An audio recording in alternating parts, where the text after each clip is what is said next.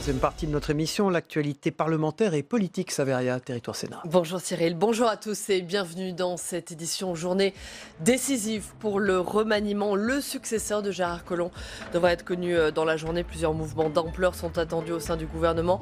On en parle dans cette édition.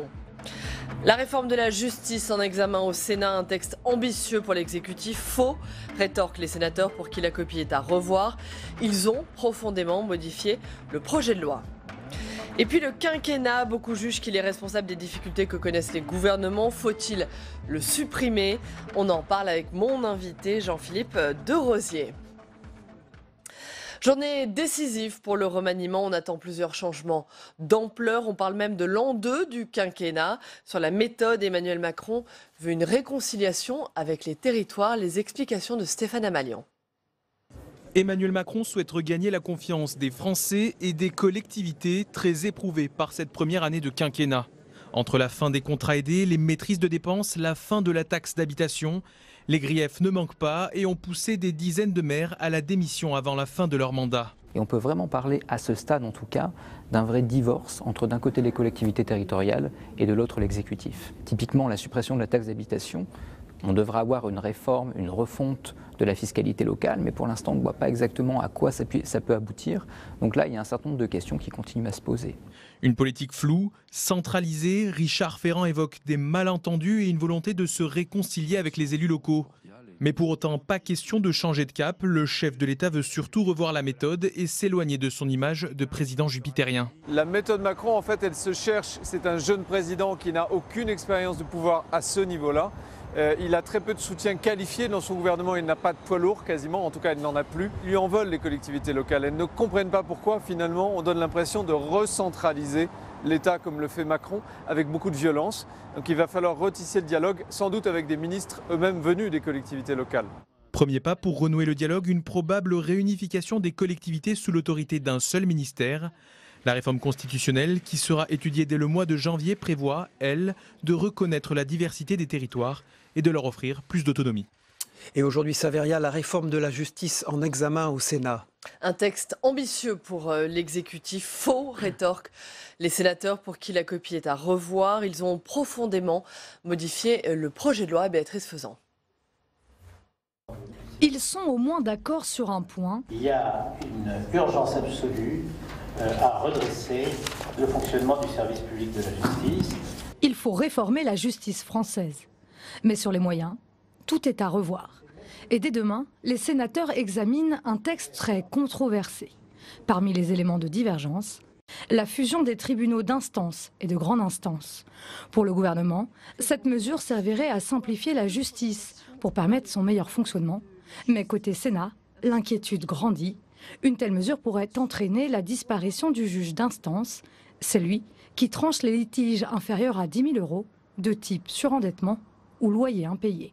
Le gouvernement souhaiterait également expérimenter un tribunal criminel départemental dans le cas de crimes punis de 15 ans ou 20 ans de réclusion. Mais pour la Chambre haute, cette mesure signerait la fin des cours d'assises. Autre point de discorde, les pouvoirs étendus au procureur de la République, qui pourra bénéficier des outils utilisés par les services de renseignement pour un délit puni d'au moins 3 ans. Les sénateurs appellent à un contrôle renforcé. Nous ne sommes pas tous d'accord pour subir parfois certaines mesures d'intrusion extrêmement graves. Donc on veut les encadrer. C'est notamment le fait que l'on dise que ces moyens ne sont utilisés que pour les délits dont la peine encourue est supérieure à 5 ans. Enfin, la réforme prévoit la création d'un parquet national antiterroriste ainsi que celle d'un juge en charge de l'indemnisation des victimes du terrorisme. Une mesure qui devrait être vite rejetée tant elle est jugée inutile par les sénateurs. Voilà, autre point important du texte, le désengorgement des prisons. La ministre de la Justice affirme qu'il y aura 7000 places de prison livrées avant 2022, 8000 places supplémentaires ensuite. Elle était notre invitée hier dans Audition publique. Le président de la République a dit que nous construirions 15 000 places de prison. Nous construirons 15 000 places de prison. C'est l'objectif, je le réaffirme clairement. Mais ces 15 000 places de prison, il ne suffit pas de faire ça pour créer une place de prison. Donc, nous disons, il y aura 7000 places qui seront livrées en 2022 et 8000 qui seront commencées avant 2022. Parce que commencer, ça signifie avoir acquis le terrain, avoir fait les études. C'est extrêmement long. Voilà, et on poursuit l'actualité politique et parlementaire avec Territoire Sénat. Place maintenant à l'interview politique, le face-à-face, dans un instant.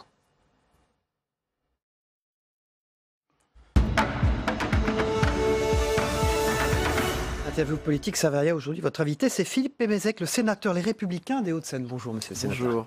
Bonjour Philippe Pémézec, on l'a dit, sénateur Les Républicains des Hauts-de-Seine, ancien maire du Plessis-Robinson. Alors le remaniement est attendu dans quelques heures maintenant.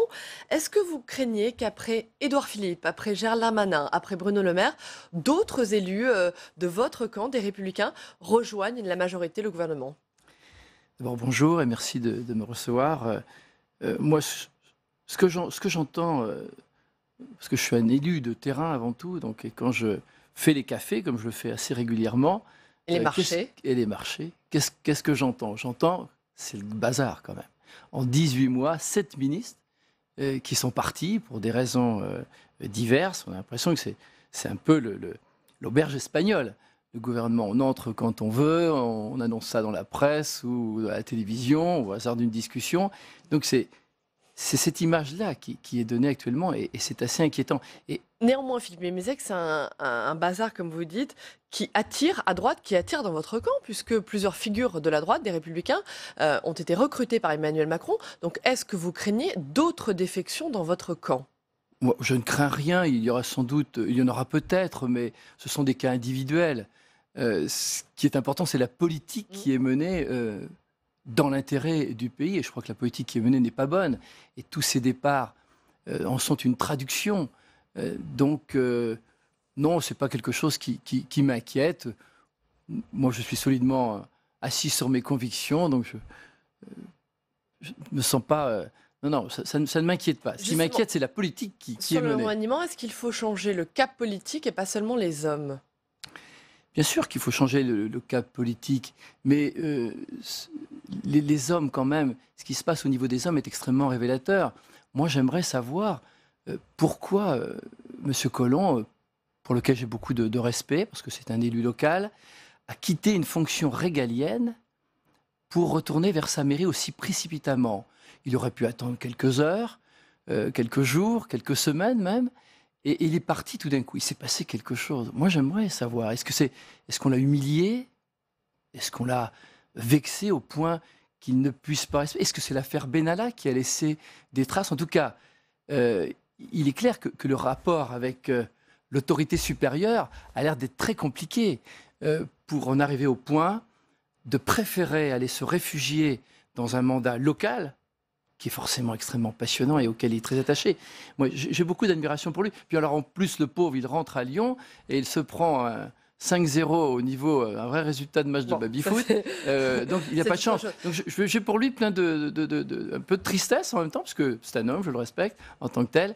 Mais j'aimerais savoir comment se comporte Jupiter avec ses hommes. Ça ne doit pas être extraordinaire en termes de management pour qu'on en arrive là. Pour rester sur des questions purement politiques, votre collègue ici au Sénat, Sébastien Meurant, sénateur Les Républicains, a appelé récemment au dialogue avec le Rassemblement national, avec le parti de Marine Le Pen. Est-ce que vous êtes, d'accord? Est-ce qu'il faut parler aujourd'hui avec tout le monde? Est-ce qu'il faut que la droite, est-ce qu'il faut que les Républicains dialoguent avec tout le monde, y compris avec Marine Le Pen? Écoutez, je ne vois pas pourquoi pendant des années, des dizaines d'années, on a toléré que le PC puisse être fréquentable. Hein, ce parti communiste, marxiste, stalinien, lui avait le droit de se marier avec le parti socialiste. Ça fait partie de la bien-pensance qu'on nous a imposée pendant des années. Donc il ne faut rien s'interdire. Et heureusement, on est dans un pays de liberté. Et j'espère qu'on a le droit de parler avec qui on veut. Il ne faut rien s'interdire. L'extrême droite est fréquentable? Écoutez, enfin, vous essayez de me piéger parce que c'est le sujet tabou. Enfin, je pense qu'on peut en tout cas... Quand je vois la politique du Front National... Est-ce que l'extrême droite est fréquentable aujourd'hui, tout comme l'extrême gauche l'est, puisque c'est ce que vous venez de nous dire? Écoutez, on doit pouvoir établir des ponts, on doit pouvoir trouver des personnes raisonnables. Évidemment, il y a deux techniques. Ou bien ou bien on pompe le fond idéologique de la formation politique en question, ou bien on l'embrasse pour mieux l'étreindre, pour mieux l'étouffer. C'est ce qu'avait fait Nicolas Sarkozy. Ce sont deux stratégies. Est-ce que ce dialogue, il doit être mis en place justement avec le Rassemblement national en vue des élections? On dit Laurent Wauquiez à le faire, par exemple, le président de votre parti. Écoutez, moi, ce que j'appelle Laurent Wauquiez à ne pas céder sur ses convictions et à continuer à se battre sur des sujets aussi importants que l'immigration. Laurent Wauquiez est très ferme sur cette question, pas de dialogue avec le Rassemblement national. Alors, il a tort?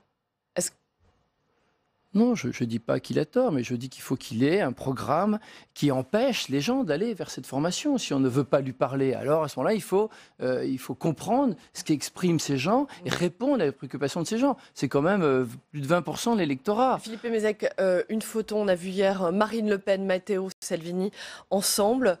Cette photo, elle vous inspire quoi? Mais moi, ce que je vois, c'est que toutes les politiques qui ont été menées amènent à cela. C'est-à-dire que si on avait été plus courageux sur un certain nombre de sujets, on n'aurait pas vu à notre droite se développer une formation aussi importante. Voilà. C'est-à-dire qu'aujourd'hui, le programme du Front National, c'est une partie de l'ancien programme du RPR il y a des années. C'est-à-dire que le RPR a tellement Le Front National, c'est l'avenir de la droite aujourd'hui? Non, je n'ai pas dit ça, ce n'est pas ma formation. Je suis un républicain, je suis au RPR. Le Rassemblement national.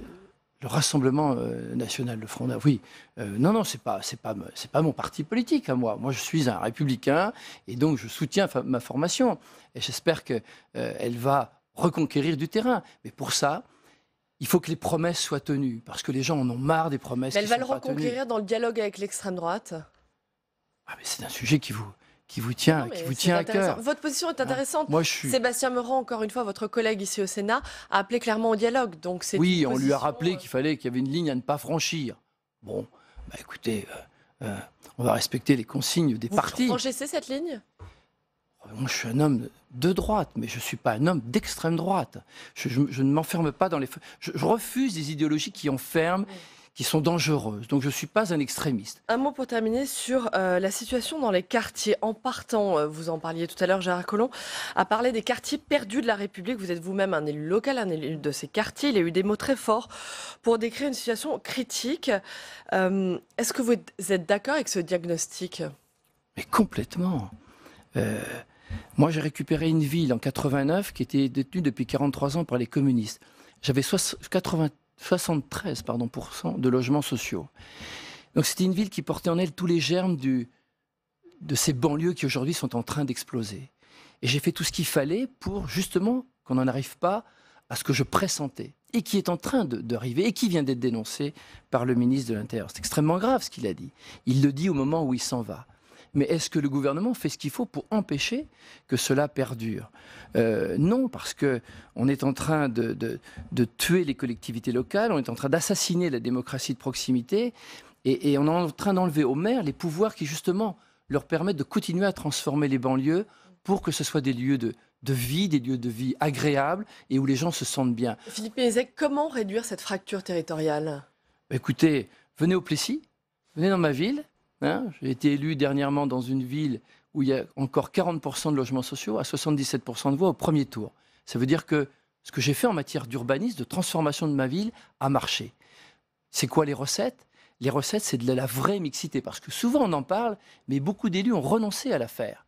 Donc ils préfèrent se contenter d'avoir une politique de peuplement qui n'est pas rationnelle, de continuer à construire des quartiers qui sont déshumanisés. Regardez ce qui se passe à Nanterre, on continue à empiler les tours, les bars, à les disposer n'importe comment.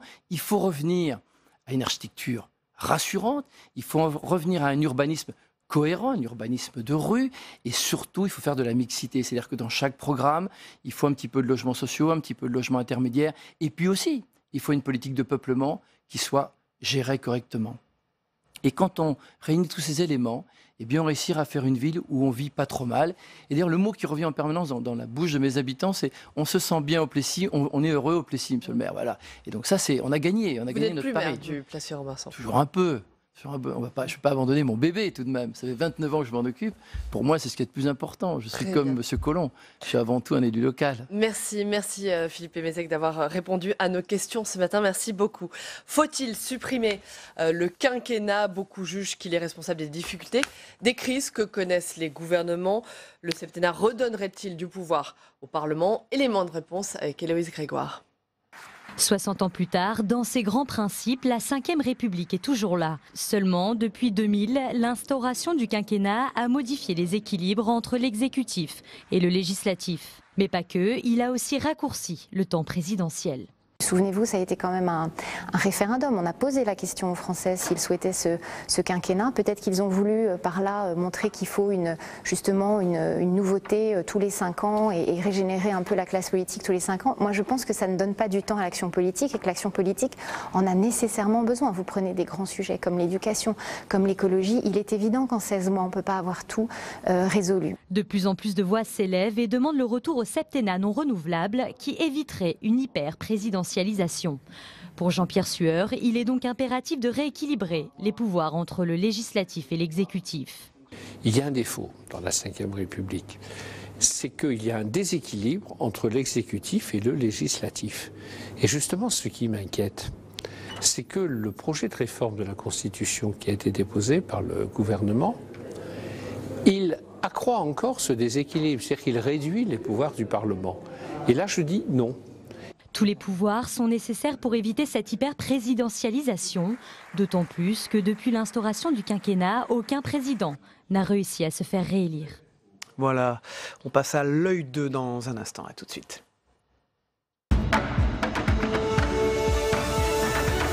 C'est l'œil d'un constitutionnaliste, un habitué de ce plateau. Bonjour Jean-Philippe de Rosier. Bonjour. Bonjour Jean-Philippe de Rosier. La majorité, le remaniement, la majorité qui traverse une crise politique. Quel est votre regard sur cette crise, sur le remaniement à venir dans les heures qui viennent maintenant ?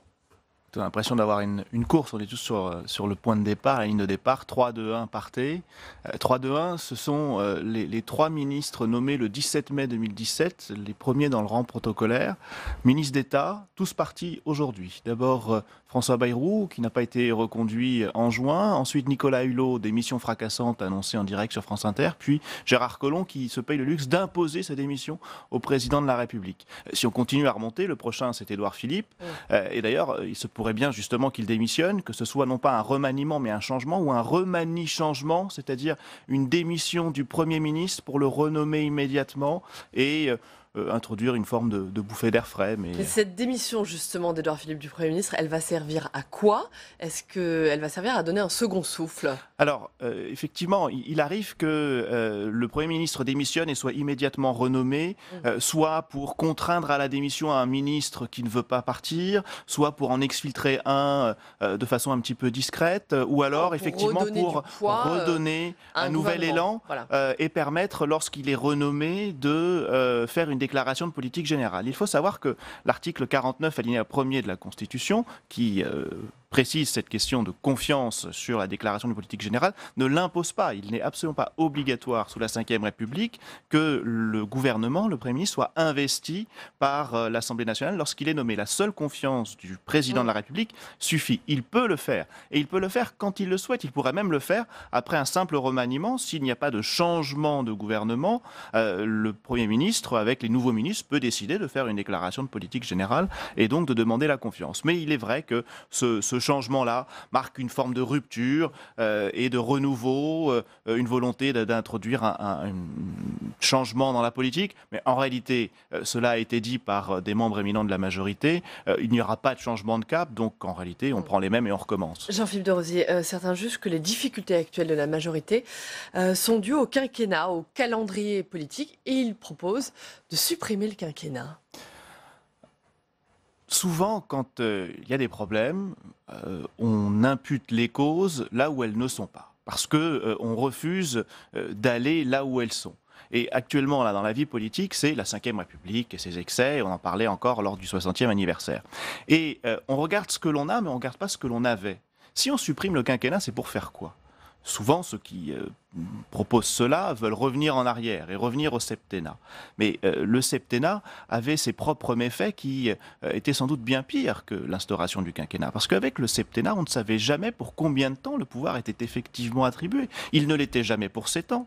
Lorsque François Mitterrand, Jacques Chirac ou avant eux, Valéry Giscard d'Estaing, Georges Pompidou arrivent à l'Élysée, à la présidence de la République, ils n'ont pas devant eux 7 ans de pouvoir. Ils ont au mieux 5 ans s'ils dissolvent immédiatement, comme l'a fait François Mitterrand en 81 et en 88.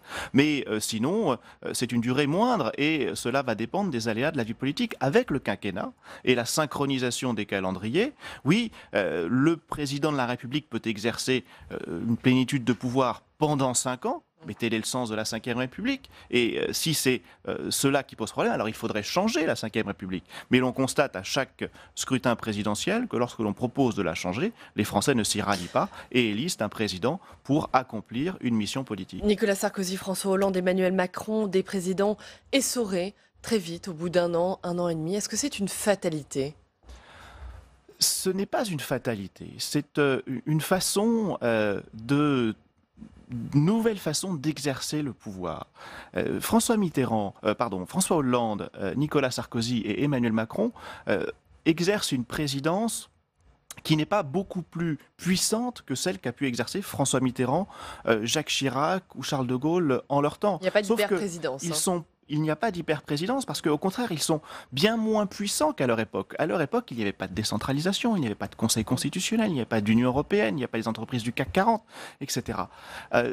Sauf qu'aujourd'hui, ils sont moins dans le savoir-faire, dans une façon d'exercer une présidence, non pas en retrait, mais qui contrôle en dominant, que dans le faire savoir, le tout médiatique. Et on a vu à quel point Emmanuel Macron a cherché à prendre de la distance, mais immédiatement été replongé dans cette vie quotidienne. Et je pense que plutôt que de prendre les médias avec arrogance, comme il l'a fait au début de son quinquennat, il aurait été possible de piloter la République française en laissant son Premier ministre aller au charbon. Un Premier ministre est là pour durer et endurer, comme le disait le général de Gaulle, et c'est lui qui doit effectivement prendre les Emmanuel coups. Macron, Et c'est pas préservé, au moment où il y a effectivement un coup à jouer, eh bien, le président de la République peut venir résoudre les crises. Merci beaucoup. Merci. Jean-Philippe de Rosier. Le remanie changement, un concept érigé ce matin sur ce plateau. Merci. On passe à l'agenda dans un instant. Avec tout ce qui s'est passé et va se passer, Saveria Rojac au Sénat. Aujourd'hui, dès 14h30, il faudra suivre la réforme de la justice et la réforme de l'organisation des juridictions. Une manifestation des magistrats est prévue devant le Sénat en début d'après-midi. Et puis toujours à 14h30 aujourd'hui, le vote définitif sur la réforme de lutte contre la fraude fiscale. C'est un projet de loi qui prévoit justement la modification du verrou de Bercy. Et puis enfin, demain, mercredi, plusieurs auditions sur le budget de la santé, le budget de la sécurité sociale pour 2019. Didier Migaud, le premier président de la Cour des comptes, puis les ministres Agnès Buzyn, Gérald Darmanin seront auditionnés devant la Commission des affaires sociales. Voilà, et on va passer à la revue de presse des titres et des unes de la presse nationale et quotidienne régionale dans un instant. C'est ce qu'attendent les Français du remaniement qui est à la une du Parisien, Saveria, ce matin. Oui, le remaniement qui est attendu aujourd'hui dans la journée, il sera important, on l'a dit, dans le Parisien. 9 Français s'expriment. Justice, police, éducation, impôts. Quelles sont vos préoccupations, vos interrogations? Le Parisien est allé vous interroger sur vos attentes. Elles sont nombreuses.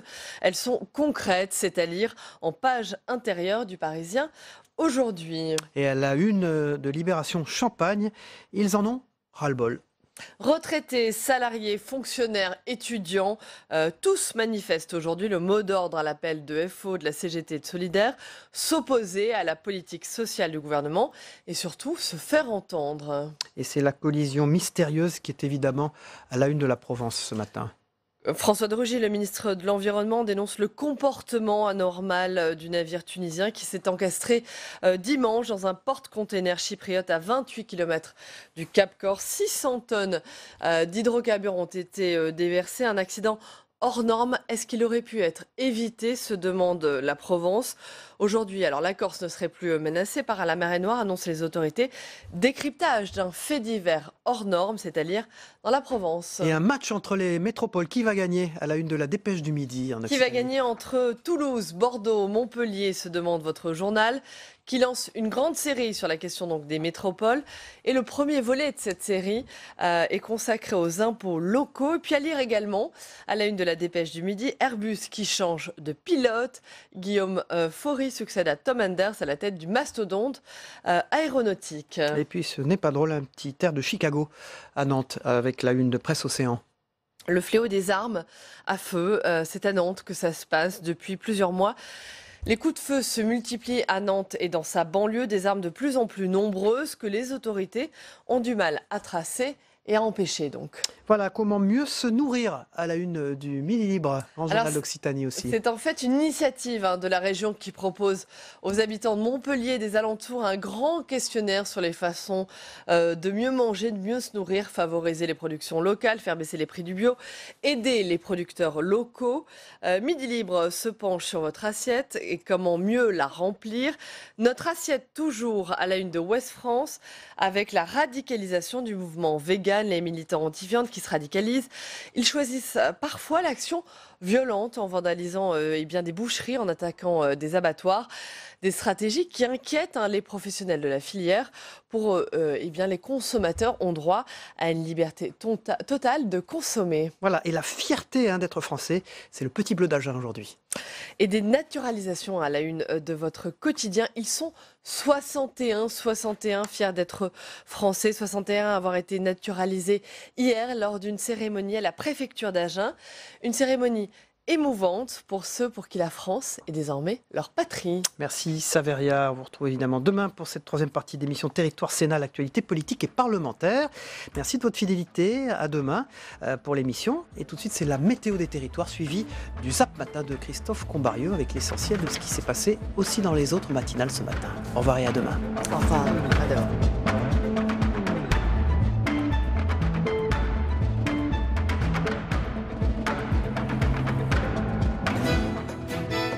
La météo vous est présentée par l'Assemblée des départements de France.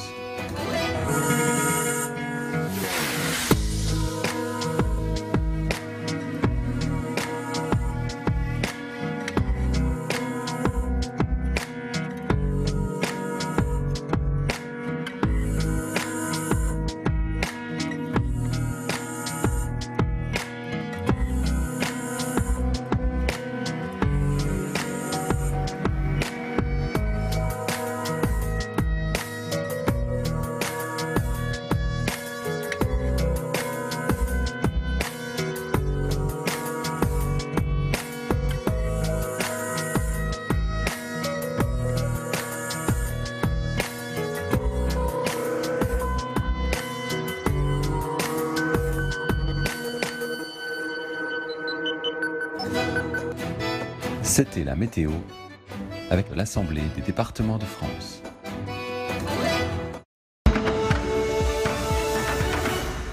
Frappé fort pour le début de sa campagne européenne. Voilà quel était l'objectif de Marine Le Pen en rencontrant le ministre de l'Intérieur italien d'extrême droite, Matteo Salvini. C'est l'histoire avec un grand H qui va s'écrire au mois de mai prochain.